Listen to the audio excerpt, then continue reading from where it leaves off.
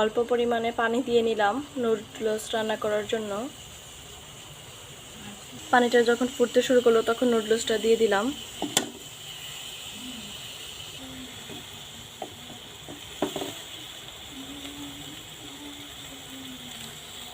তারপর নুডলসটা কিছুক্ষণ এভাবে রেখে সিদ্ধ করে নিলাম।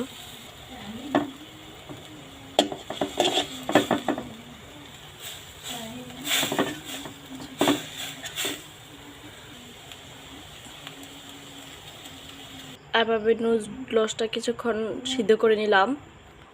তারপর একটি কড়াইয়ে কিছু তেল দিয়ে নিলাম। তেলটা একটু গরম করে নিলাম। তারপর কিছু পেঁয়াজ ছেড়ে দিলাম, এগুলো একটু ভেজে নিলাম। এরকম ভাজা ভাজা হওয়ার পর ডিম ছেড়ে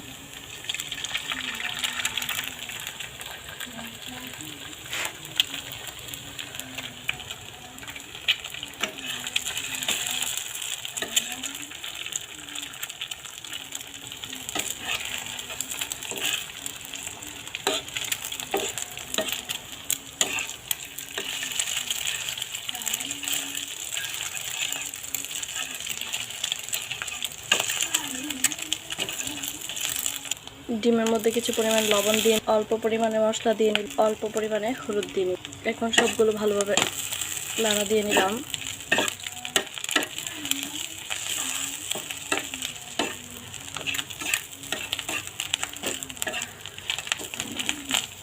এখন চাশনি পাতার কিছু সবজি দিয়ে নিলাম।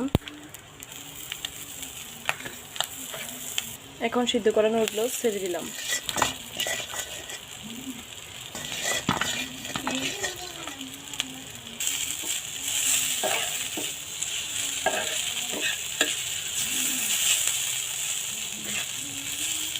এখন নুডলসের মশলাটুকু সবটুকুতে দিয়ে দিলাম।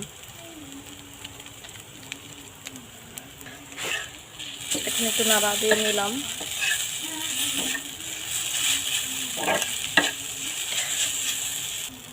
তৈরি হয়ে গেল আজকে